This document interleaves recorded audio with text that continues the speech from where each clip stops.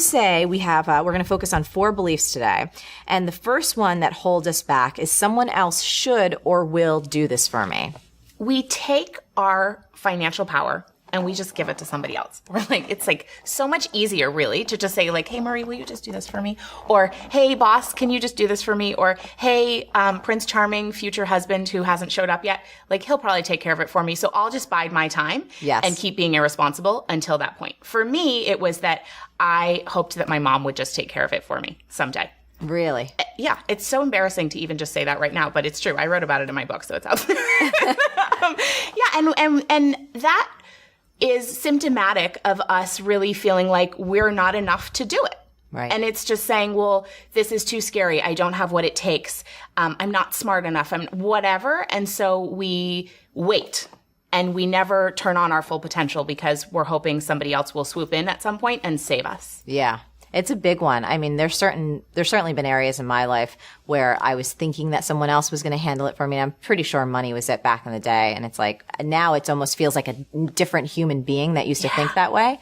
Yeah. But it is. It's a big one. Yeah, absolutely. Okay. So belief number 2, I'm not good with money. This is a big one. This is a really big one. Have you ever seen a baby be born and be able to talk and walk?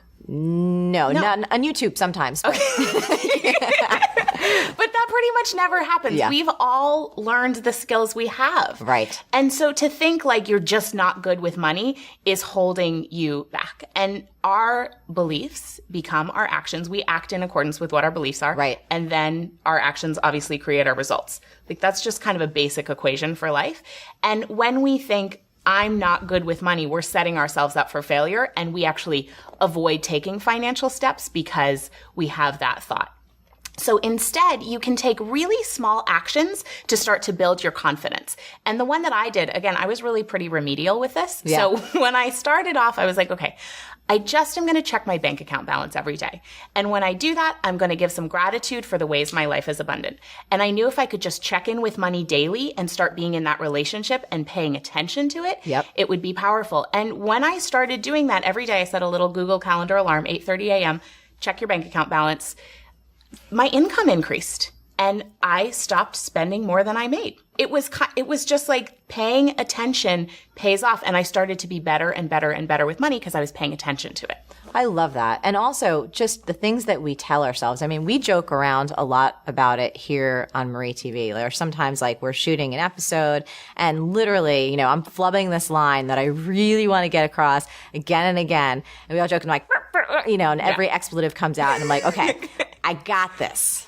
Like, I got this. Yes. And I tell myself, I got this. And wouldn't you know it, 9 times out of 10, I'm like, bam! And I get it and I deliver that line. So it's the same thing with like, oh, I'm not good with money. If you tell yourself you're not good with money, you're never going to take the steps to do anything about it. And it's almost like you just got blinders on. You're never going to take them off. Totally. Yeah. So it's easy to change. I love that. I love that simple step though of just checking in daily. Yes. And the other thing I like about it is can remove the fear. Because I know for me, there was a time when opening my checkbook was really scary. Yeah. And it actually produced physical sensations of wanting to throw up. Yeah. Because there wasn't enough in there. At least that's the story I told myself. There was actually enough in there because here I am. Right. I didn't disintegrate and I wasn't getting taken off to jail or something. But that was a feeling. So yeah, and we can train ourselves like Pavlov's dog to spend that time with our bank account and look at it and then automatically say, okay, I'm going to name 3 things in my life that I'm grateful for that feel abundant. And you're training and rewiring your brain so that you're associating looking at your money with feeling good. I love that. Yeah.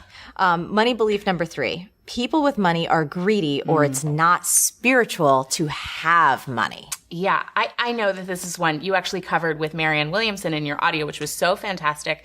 And when we have a judgment against somebody for having something, and it's very common with money, there's this whole lack mentality of like rich people are greedy or they've stepped on other people to get there or something. First of all, that's assumption. We'd never know, really, how people got where they're at. And chances are pretty good that they worked hard to get there and that they deserve it because of the time they've put in.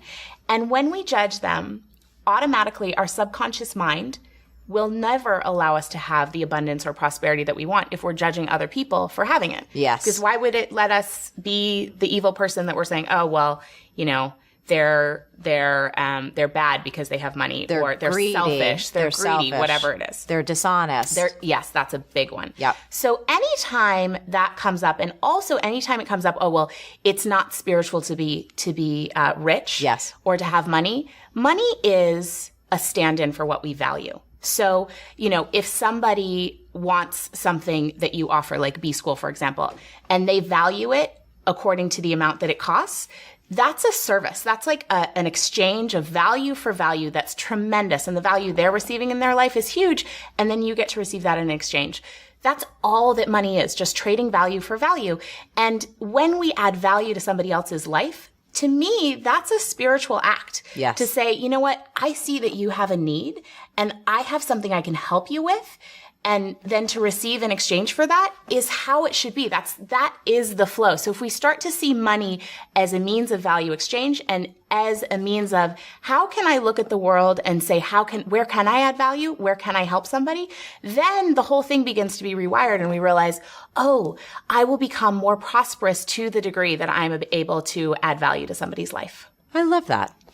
That's beautiful. And I get really up in arms about that whole judging people for, you know, not spiritual to have money. Don't get me on my soapbox.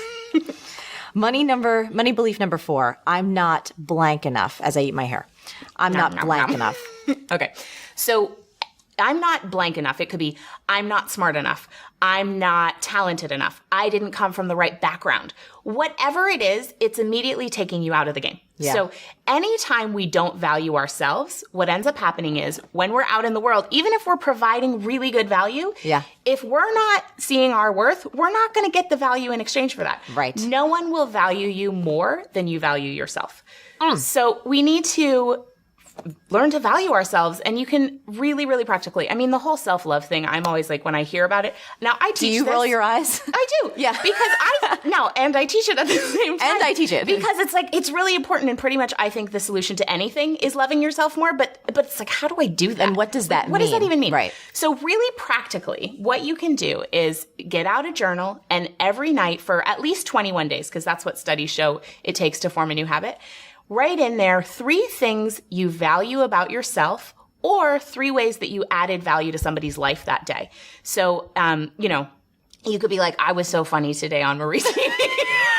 Right? I was so inappropriate. Right? I made people laugh. Exactly. Like, and that was great. Or, you know, I could say, I did a Skype interview today, and I know I added value to whoever's going to watch that one. So whatever it is. And then what we're doing is we're building that muscle. Yes. And training ourselves to notice, A, things that we value about ourselves and things that are valuable about us, and B, ways that we've added value to somebody else's life, which will tune our radar in so that during the day we're seeing more opportunities and we're saying like, oh, I could add a little value over there. Oh, there's an opportunity there. And it makes us better business people, and it makes us better humans. Yes. So that's a great way to train yourself, and write those 3 things down every day, and it'll make you feel like the next day you'll be like, I did something. And it's a fabulous way to celebrate yourself and to increase your value. Yeah.